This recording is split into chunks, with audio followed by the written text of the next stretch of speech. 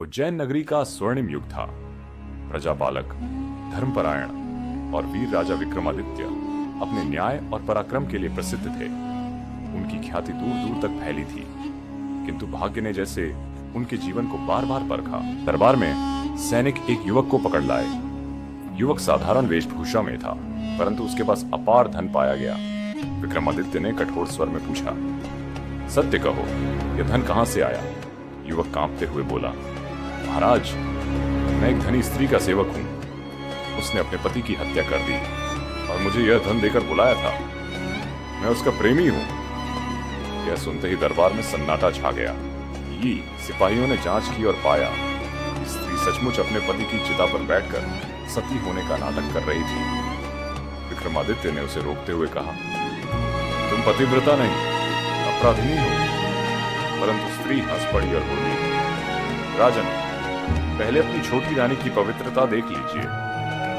इतना कहकर वह अग्नि में कूद गई। उसके अंतिम शब्द विक्रमादित्य के हृदय में तीर की भांति चुभ गए।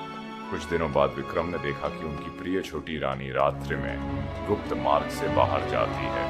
उन्होंने पीछा किया और देखा कि वह एक साधु की कुटिया में प्रवेश करती है। वहां का दृश्य देखकर विक्रमादित्य की आत्मा कांप उठी। रानी साधु के साथ संबंध बना रही थी। क्रोधाग्नि में जलते विक्रम ने दोनों को वही मृत्युदंड दिया, परंतु उसके बाद उनके मन की शांति नष्ट हो गई। विश्वासघात की पीड़ा ने उन्हें भीतर तक तोड़ दिया। राजा ने राजपाट मंत्रियों को सौंपा और समुद्र तट पर तपस्या हेतु चले गए। समुद्र देव प्रकट हुए और उन्हें शंख प्रदान किया।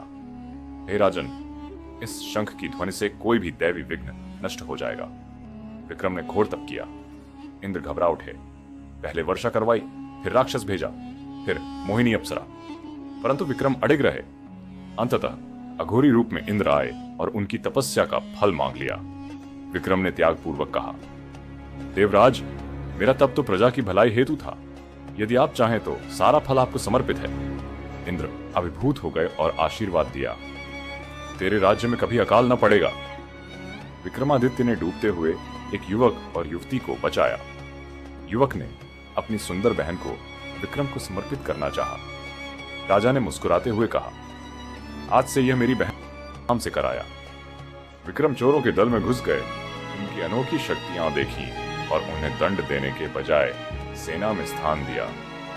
गुणों का प्रयोग सदैव भलाई में होना चाहिए। एक अभागी राजकुमारी के लिए विक्रम ने उबलते तेल में छलांग लगाई। उनके प्राण निकल गए, पर मां काली ने अमृत की। राजकुमारी का विवाह युवक से संपन्न हुआ। महामंत्री की पुत्री को बचाने हेतु विक्रम ने साधु के जंगल में गए, राक्षसों को परास्त किया, अजगर का पेट चीरकर बाहर निकले। चंद्रदेव ने अमृत देकर कन्या को जीवन दान दिलाया। एक सन्यासी ने विक्रम को कथा सुनाई। जयद्रथ राजा वृद्धावस्था में सुंदर रानी से विवाह करता है।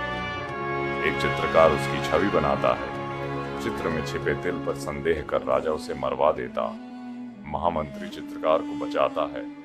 बाद में राजा का बालक शेर और भालू से मिलता है। भालू विश्वास, किंतु राजकुमार स्वयं धोखा करने की चेष्टा करता है। सन्यासी ने कहा, हे राजन, विश्वासघात संसार का सबसे नीच कर्म है।